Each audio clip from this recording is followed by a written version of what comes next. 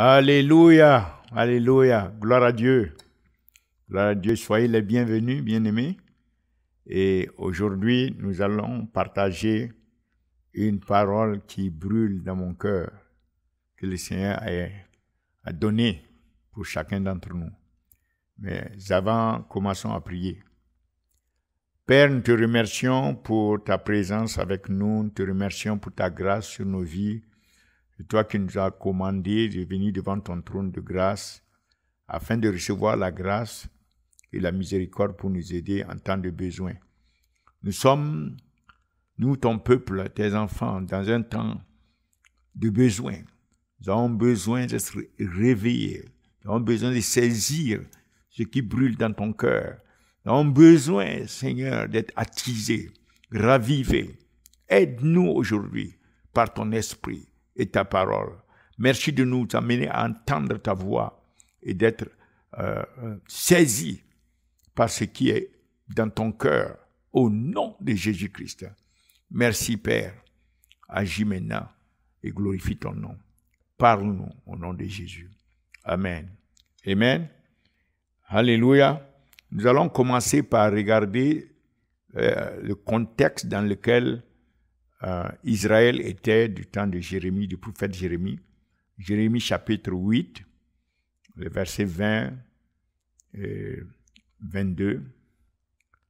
Nous allons commencer par là. Donc dans le verset 20 de Jérémie chapitre 8, nous pouvons lire ceci.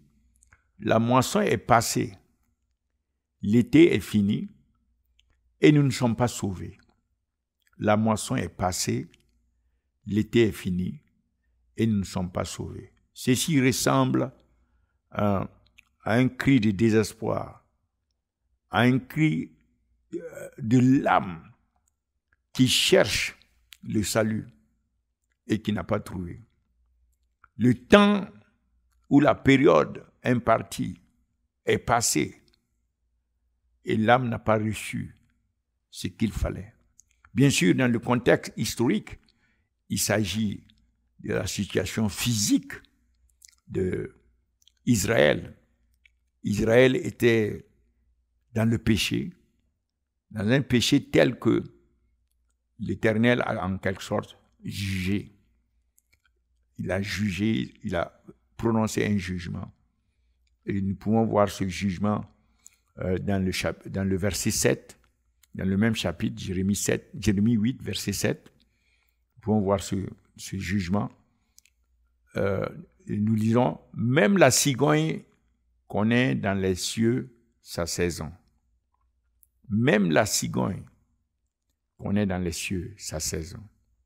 La tourterelle, l'hirondelle et la grue observent le temps de leur arrivée. Mais mon peuple ne connaît pas la loi de l'Éternel.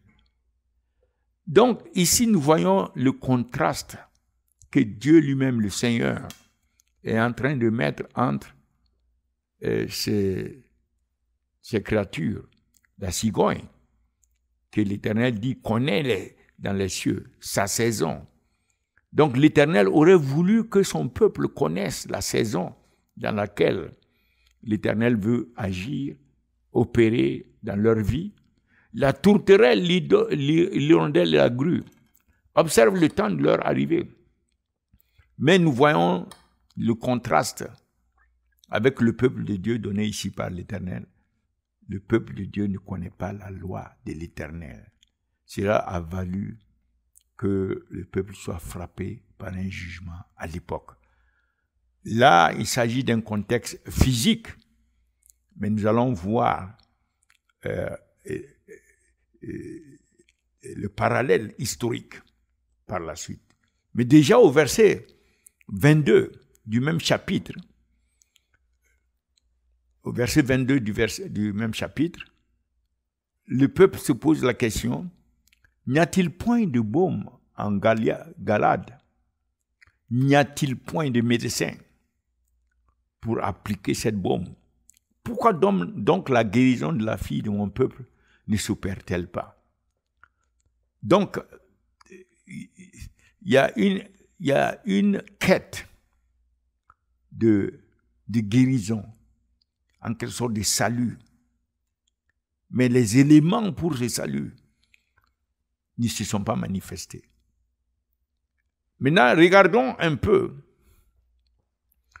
le parallèle spirituel aujourd'hui, dans le contexte auquel nous sommes. Le contexte auquel nous sommes, nous pouvons dire ceci, que c'est un contexte marqué par l'urgence, une urgence croissante pour gagner la moisson. Une urgence croissante. Comme dans le cas physique d'Israël, il y a une période, une fenêtre de la grâce qui est ouverte, bien sûr, mais elle n'est pas éternellement ouverte. Et plus nous passons des jours, des mois et des années, plus cette fenêtre est en train de se rétrécir. Nous savons que concernant la moisson, concernant la moisson des âmes, Dieu le Père lui-même, son cœur brûle pour que la moisson soit récoltée, la moisson des âmes, entre dans le royaume. Nous voyons combien, selon Jean 3, verset 16, le Père dit qu'il a tant aimé ces âmes, il a tant aimé la moisson des âmes, les âmes elles-mêmes, qu'il est parti jusqu'à donner son Fils unique. Jusqu'à donner son Fils unique. Alléluia. Quel amour! Pourquoi il fait cela? Afin que nul ne périsse. Afin que les gens croient en Jésus-Christ, les âmes parviennent à la croyance, à la foi en Jésus-Christ et soient sauvées et ne périssent pas. Mais au contraire, aient la vie éternelle. Ça, c'est ce qui brûle dans le cœur du Père.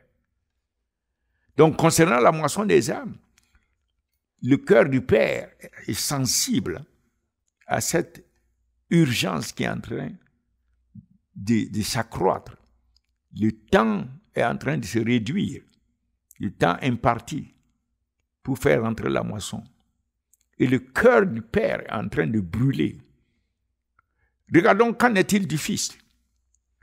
Nous voyons que concernant le Fils avait déjà annoncé dans Luc 19, verset 10, le Fils a dit, lui il est venu pour chercher et sauver ce qui est perdu, ce qui était perdu.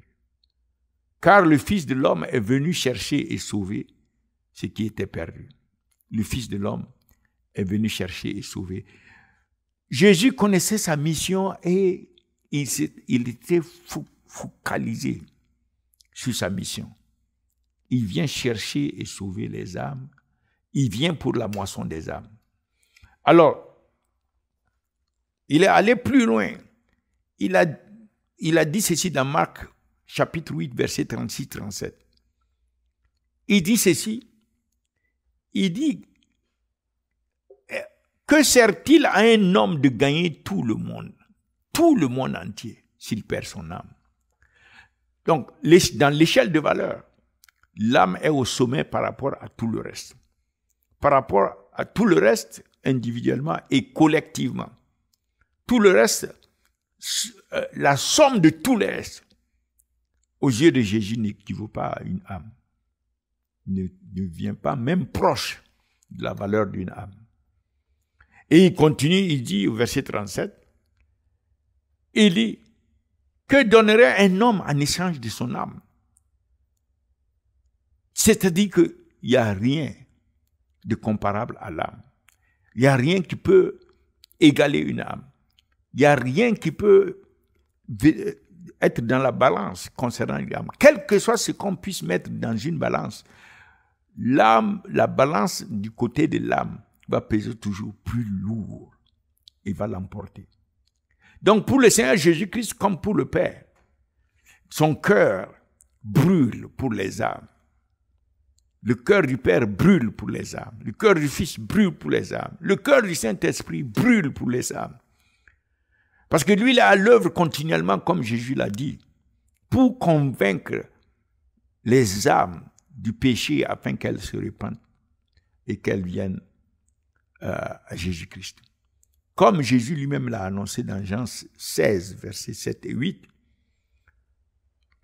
Dans Jean 16, versets 7 et 8, il est écrit, cependant, je vous dis la vérité, il vous est avantageux que je m'en aille.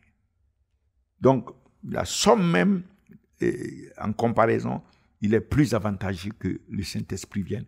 Car si je ne m'en vais pas, le consolateur ne viendra pas vers vous, mais si je m'en vais, je vous l'enverrai. Au verset 8.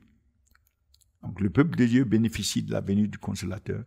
Et quand il sera venu, il convaincra le monde en ce qui concerne le péché, la justice et le jugement. Voilà. Donc, le Saint-Esprit, c'est lui qui a la clé, qui va vraiment activer les âmes pour venir à Jésus-Christ. Et le cœur du Saint-Esprit brûle par rapport au temps qui reste, par rapport à ces âmes, cette moisson qui doit rentrer dans le royaume. Donc nous voyons ici que la Trinité, le Père, le Fils et le Saint-Esprit, ils sont tous au diapason et tous vibrent par rapport à la moisson des âmes. Maintenant, qu'en est-il de nous? Qu'en est-il des hommes? Qu'en est-il du peuple de Dieu? Nous savons que l'évangile, les 4 évangiles nous commandent, Jésus-Christ clairement nous commande d'aller gagner la moisson, d'aller prêcher l'évangile pour gagner la moisson. C'est la grande commission. La grande commission résume tout. Cette grande commission est dans Matthieu 28, à partir du verset 18 à 20. Nous voyons qu'après la résurrection, le Seigneur Jésus parle aux disciples et il dit, Jésus s'étant approché, leur parlant ainsi, tout pouvoir m'a été donné dans le ciel et sur la terre, au verset 19 et 20. Il dit, allez, faites de toutes les nations des disciples, les baptisant au nom du Père, du Fils et du Saint-Esprit, et enseignez-leur à observer tout ce que je vous ai écrit, et voici, je suis avec vous tous les jours jusqu'à la fin du monde. Donc, le Seigneur Jésus a, d'une manière claire, commandé dans plusieurs instances différentes. Et ici, tout est résumé. Il faut gagner les nations à Christ. Il faut aller chercher les nations pour Christ, pour le royaume de Dieu. Donc, ces commandements, quelle valeur nous donnons à ces commandements de Christ? Regardons comment, selon 1 Samuel 21, verset 8, regardons un peu en comparaison par rapport au commandement des hommes. Ça, c'est le commandement de Christ. 1 Samuel, chapitre 21, au verset 8, là, ce même jour, un homme, donc David dit à Achimelech, n'as-tu pas sous la main une lance ou une épée? Car je n'ai pris avec moi ni mon épée ni mes armes, parce que l'ordre du roi était pressant. L'ordre du roi, en anglais même, est pressant. C'est-à-dire, quand le roi donne un commandement, ça doit être suivi d'une action immédiatement. Le commandement du roi, eux, ils comprenaient qu'il fallait valoriser ce commandement et faire suivre immédiatement une action dans le sens de l'accomplissement de ce commandement. Ça, c'est un roi physique. Ça, c'est le commandement d'un roi physique, un être humain. Regardons maintenant le commandement du roi des rois. Le roi des rois. Quand il dit d'aller vers la nation, quand il dit d'aller chercher les âmes, quand il dit d'aller témoigner de lui, quand il dit voilà les signes qui vont accompagner ceux qui vont partir, ceux qui vont aller pour accomplir ce commandement. Quand il dit cela, comment nous considérons ce commandement? Est-ce que nous avons en pensée, en tête, de faire suivre cela par une action immédiate? Est-ce que nous valorisons, nous prenons en compte ce commandement comme quelque chose qui doit être exécuté ici et maintenant? Alléluia. Si le commandement d'un être humain se trouve être puissant, à combien plus fort le commandement de Dieu doit être encore immensement et infiniment plus puissant pour nous aujourd'hui. Mais quelle est la situation aujourd'hui, spirituellement parlant, comparée à celle dans laquelle Israël était et qui a fait que les cris ont monté, que la moisson est passée, l'été est fini et ils n'étaient pas sauvés. Quelle est la situation aujourd'hui, spirituellement parlant? Comme nous l'avons dit, la situation est caractérisée par une urgence croissante pour gagner la moisson. Ce n'est plus comme avant. Aujourd'hui, cette urgence est accélérée. Nous ne devons pas rester avec le même rythme comme avant. La situation commande. Il y a une agitation de l'ensemble de la situation. Nous allons regarder deux facteurs qui font que l'urgence est croissante de gagner la moisson pour le royaume de Dieu. Nous allons regarder deux facteurs. Le premier facteur, c'est que les âmes sont en train de crier. Les âmes actuellement dans le monde d'aujourd'hui, les âmes sont en train de crier. Mais est-ce que nous entendons le cri de ces âmes? Est-ce que nous prêtons l'oreille à ces âmes pour entendre les cris qui s'élèvent de ces âmes?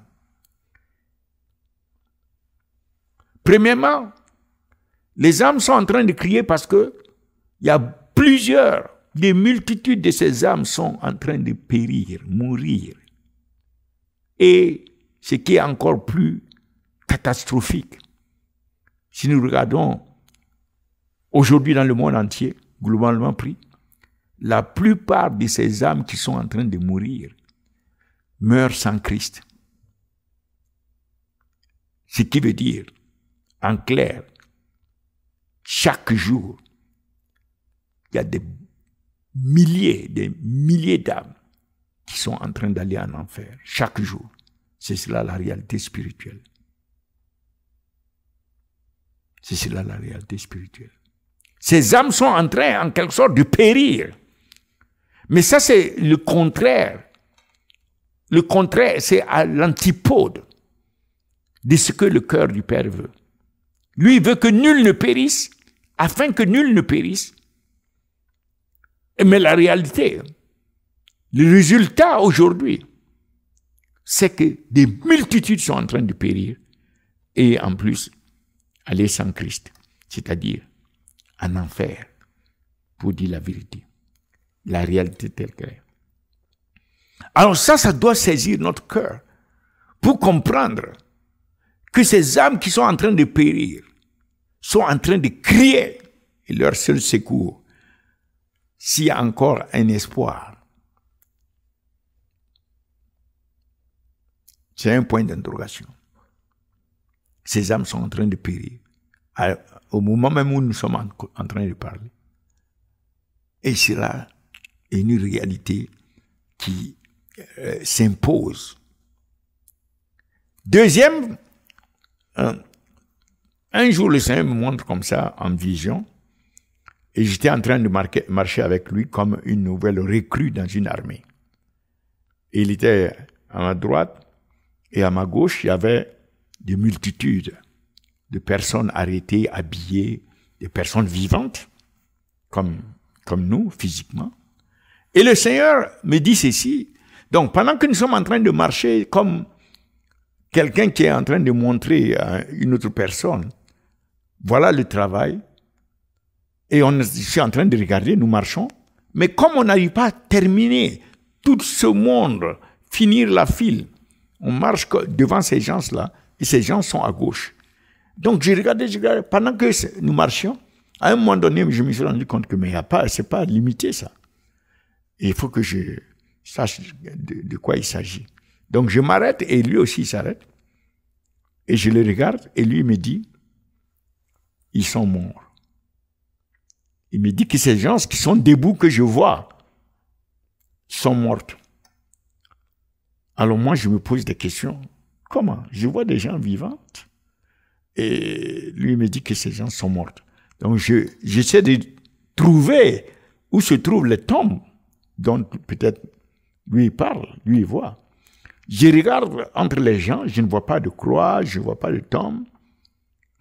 Mais comme c'est lui qui a dit ça, finalement j'ai acquiescé, je me suis dit bon, d'accord, ils sont debout mais ils sont morts. Et en ce moment il me dit, mais toi tu as la parole de la vie éternelle.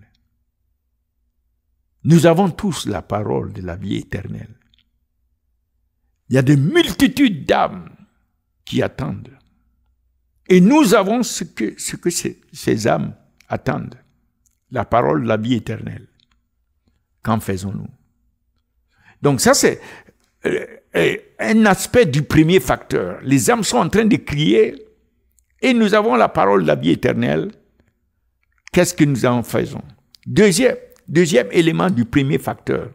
Les âmes sont en train de crier. Les âmes sont en train de crier pas seulement parce qu'elles sont en train de mourir actuellement, même celles qui sont en vie et qui vont vivre encore quelques temps ou quelques années plus tard. Même ces âmes-là sont en train de pleurer, de crier. Parce que dans le contexte d'aujourd'hui, ces âmes vivent un chaos. Ces âmes sont dans la peur atroce imposée par l'ennemi des âmes. Ces âmes sont confrontées chaque jour à la mort. Donc ces âmes sont en train sont inquiètes, sont tourmentées et donc sont en train de crier aussi. Même celles qui sont comme dans un sursis. Elles sont en train de crier. Elles crient le même cri. L'été est en train de passer. La moisson est en train de passer. Mais nous ne sommes pas en train d'être sauvés. Nous ne sommes pas en train d'expérimenter ce salut. Est-ce que nous entendons ces voix de ces âmes qui sont en train de crier? Et bien sûr, dans ce contexte, nous voyons que l'iniquité est en train de croître, comme le Seigneur Jésus-Christ a mentionné dans Matthieu 24, verset 12. L'iniquité est en train de croître et l'amour de plusieurs de son peuple est en train de se refroidir. L'amour de plusieurs est en train de se refroidir. Ça, c'est dans le contexte actuel. Maintenant, plus que jamais, cela permet à l'ennemi de piller les âmes. Parce que l'iniquité se sera accrue. C'est en train de croître chaque jour davantage. L'amour du plus grand nombre est en train de se refroidir. Ce contexte ne permet pas. Ce contexte doit être considéré sérieusement. Parce que ceci ne milite pas en faveur des âmes. Donc il y a une urgence du fait que ce qui s'accroît est contre le salut des âmes. Ça, c'est le premier facteur avec 3 aspects. Les âmes sont en train de crier parce qu'elles sont en train de périr. Même celles qui sont en vie sont en train de crier parce qu'elles sont dans une situation de chaos complet. Et du côté du peuple de Dieu, comme Jésus l'a annoncé prophétiquement, l'iniquité est en train de croître, que ce soit dans le monde ou du côté du peuple. Et l'amour de beaucoup est en train de se refroidir. Que le Seigneur ait miséricorde de nous et de son peuple et du monde. au nom de Jésus. Ça, c'est le premier facteur qui nous permet de dire que l'urgence de gagner la moisson, cette urgence est croissante. Mais est-ce que nous allons pouvoir saisir ça? Le premier facteur au moins, que les âmes sont en train de crier, celles qui périssent, celles qui sont encore en vie mais dans le chaos. Et même cette situation d'iniquité croissante, où l'amour même est en train de se refroidir. Deuxième facteur, nous avons dit 2 facteurs qui font que il y a une croissance, un accroissement de l'urgence de gagner les âmes, la moisson des âmes pour le royaume. Deuxième facteur, c'est que le temps est en train de se rétrécir. Le temps est en train de se raccourcir. Le temps n'est pas en train de s'augmenter. Le temps dont nous disposons pour gagner la moisson est en train de se raccourcir chaque jour davantage. Chaque jour qui passe est un jour de moins. Alors là, nous allons voir 3 aspects qui font que ce temps est en train de se raccourcir, la réalité de ce raccourcissement du temps. Dans Jean 4, verset 35, par exemple, à l'époque déjà, Jésus disait « Levez les yeux et regardez ». Dans Jean 4, verset 35, Jésus commande et dit que la moisson est prête. Parce que les gens disaient non, on a le temps, il y a encore 4 mois, il faut attendre encore, ce n'est pas le temps de la moisson. À l'époque déjà, il y a déjà 2000 ans.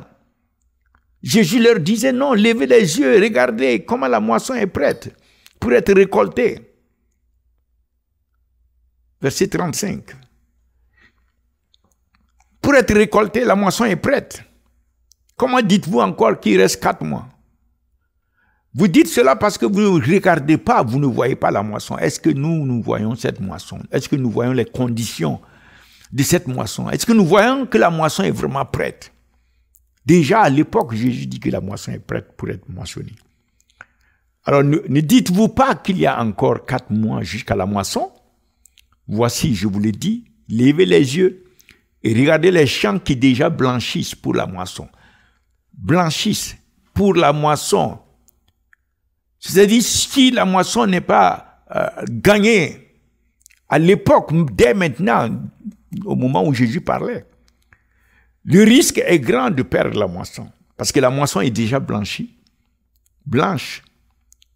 La moisson est déjà prête pour être récoltée. Ô Seigneur, qu'en est-il d'aujourd'hui, 2000 ans après, que le Seigneur ait dit cela? Pour vous dire que le temps se raccourcit. Il y a eu le temps de l'époque, moins 2000 ans. Si déjà c'était blanchi, à combien pour faire 2000 ans après? Donc le temps se raccourcit pour qu'on fasse rentrer la moisson. Deuxième aspect de ce temps qui se raccourcit, c'est dans Luc 13, verset 8 à 9. Luc chapitre 13, verset 8 à 9. Nous voyons là le Seigneur insister dans une parabole, dans la parabole ici qu'il donne, pour que les moissonneurs que nous sommes, nous puissions devenir fructueux. Voilà, le vigneron lui répondit, Seigneur, laisse-le encore cette année. Donc, il faut commencer au verset 7.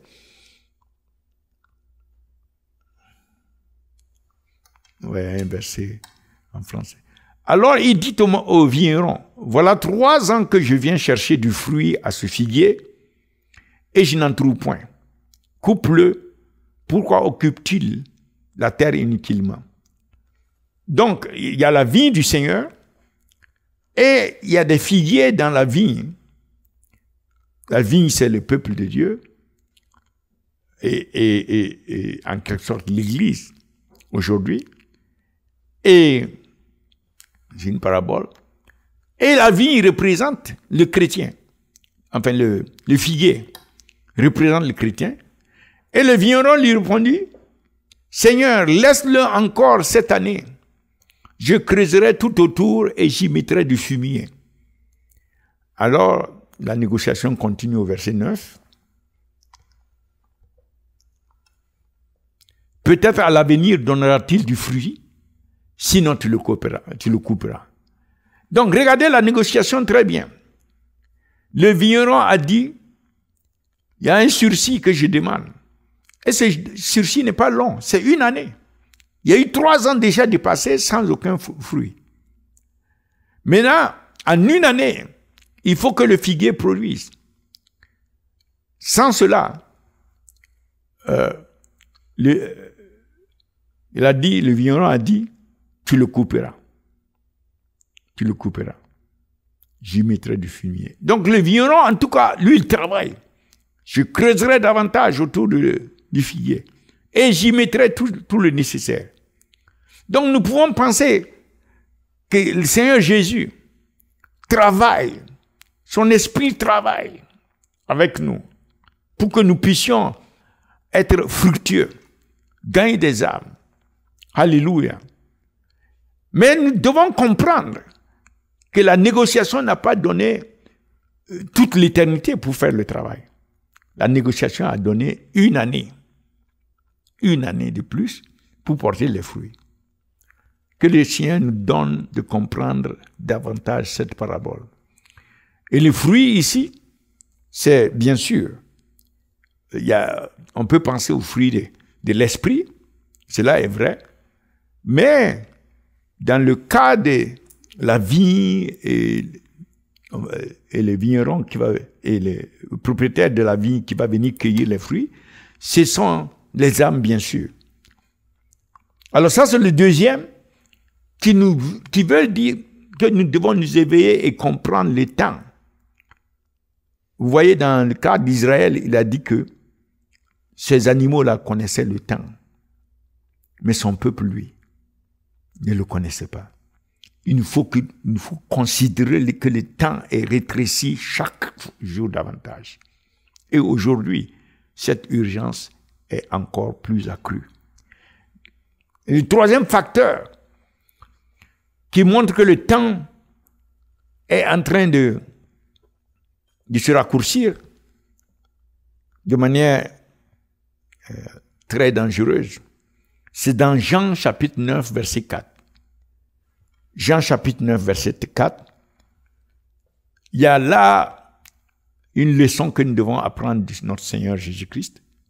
Il dit ceci, il faut que je fasse. Ça c'est pour nous. Il faut que nous fassions, tandis qu'il est jour. Donc le Seigneur situe son activité dans une période de temps qu'il a appelée le jour. Les œuvres de celui qui m'a envoyé, il doit faire ça, c'est-à-dire le Père l'a envoyé pour gagner les âmes. Et il dit qu'il faut qu'il fasse ça pendant qu'il est jour. Il comprend, il a conscience que pour accomplir cela, ce ne peut que se faire que pendant le jour. Et il dit que la nuit vient où personne ne peut travailler.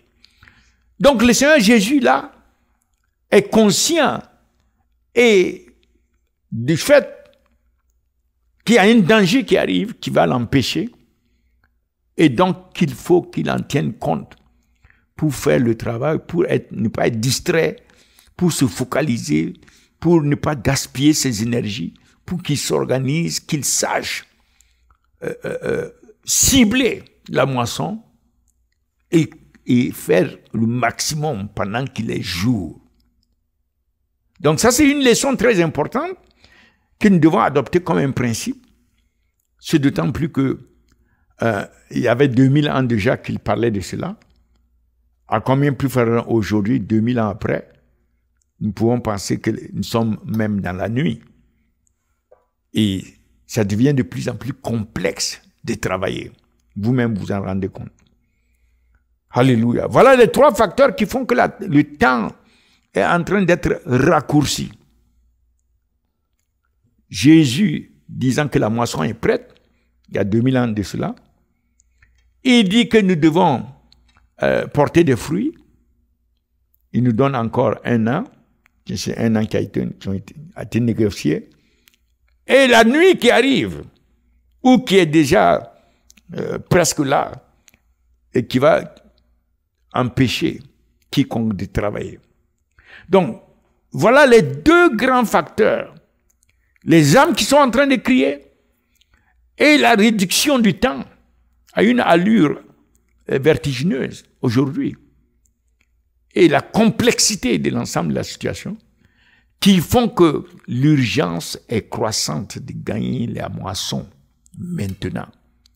Maintenant. Alors nous devons prier pour que l'Esprit de Dieu nous aide, pour que nous ne perdions pas de vue l'urgence qui est même croissante de gagner la moisson. Que nous puissions réorganiser nos énergies, notre temps, pour nous focaliser sur l'essentiel, qui est de gagner la moisson. Prions maintenant. Père, nous prions que toi qui nous as parlé, que tu nous donnes de pouvoir nous réajuster de manière à être focalisés, de manière à être centrés sur la moisson, de manière à entendre les cris des âmes et d'être conscient du fait que le temps est en train de courir à sa fin. Père, aide-nous par ton esprit, que non seulement nous soyons focalisés et comprendre ce qui est en train d'arriver, mais que nous devenions effectivement plus fructueux. Que chaque chrétien puisse impacter, toucher, témoigner, puisse arracher les âmes et témoigner de Christ. Maintenant, plus que jamais cela n'a été fait. Que chaque jour soit exploité au maximum. Que nous puissions vraiment optimiser nos ressources, nos temps, notre énergie, et afin d'être plus productifs au nom de Jésus-Christ. Que nous ne perdions pas un instant que les âmes sont en train de crier et que le temps est de plus en plus court. Merci Père de nous amener à réaliser tous ces éléments parce que tu nous aimes et tu veux davantage nous récompenser, nous bénir. Merci de nous aider par ton esprit. Au nom de Jésus-Christ, nous avons prié. Amen. Amen. Gloire à Dieu. Et nous allons prier pour ceux qui veulent donner leur vie au Seigneur Jésus-Christ. C'est une opportunité qui est vitale, essentielle. Dites seulement avec moi et en croyant dans vos cœurs que Seigneur Jésus, je reconnais que je suis pécheur. Et si j'étais mort dans mes péchés, j'aurais été en enfer. Mais à cause de ton amour pour moi, à cause de ta grâce, tu es venu sur la croix, tu as versé ton sang pour moi. Tu as donné ta vie. Oh Seigneur, aujourd'hui je reconnais ton sacrifice. Et je te demande de me pardonner tous mes péchés. Je te prie de me laver par ton sang. Je crois dans mon cœur que Dieu t'a ressuscité de la mort. Tu es monté en gloire. Tu es assis à la droite de Dieu le Père en train d'intercéder pour moi. Et tu vas revenir bientôt afin de me chercher pour que là où tu es, j'y sois aussi. Alors aujourd'hui, je t'ouvre mon cœur, Seigneur, et je te demande de venir dans mon cœur. Je te reçois comme mon Seigneur et Sauveur personnel. Merci de sauver mon âme. Merci de faire de moi un enfant de Dieu, un membre de la famille de Dieu, né de nouveau. Merci Seigneur Jésus. Et à partir d'aujourd'hui, je veux te connaître davantage et te servir. Aide-moi par ton esprit. Au nom de Jésus-Christ, nous avons prié. Amen. Amen. Et nous continuons d'inviter tous ceux qui ont le fardeau des âmes dans le cœur de toutes les nations. Le Saint-Esprit a commencé cette montagne, voilà plus d'une année, environ une année et demie maintenant, où nous prions jour et nuit, 24 heures sur 24, 7 jours sur 7. C'est l'œuvre du Saint-Esprit et nous donnons toute la gloire au Seigneur. Et nous prions maintenant que nous puissions être ensemble davantage. Il y a 205 nations. Toutes ces nations ne sont pas encore sur la montagne. Nous sommes environ à la moitié. Mais nous prions que le Saint-Esprit amène davantage toutes ces nations, chaque jour, chaque semaine, au nom de Jésus-Christ. Alléluia. Le Seigneur vous bénisse. Le Seigneur vous garde. Le Seigneur fasse briller sa face sur vous. Que le Seigneur vous accorde la paix, le shalom, son shalom. Que le Seigneur vous fasse prospérer. Que l'Éternel combatte vos batailles, vous préserve de toute attaque de l'ennemi. Que le sang de Jésus-Christ vous sépare, vous et votre famille, de tout ce qui est du monde des ténèbres. Vous êtes à la lumière. Vous êtes des enfants de la lumière. Que les ténèbres ne puissent pas s'approcher de vous au nom de Jésus-Christ. Et que tout ce qui essaie de vous nuire soit frappé par la foudre du Saint-Esprit. Au nom de Jésus-Christ, en prière. Amen. Seigneur vous bénisse. À bientôt.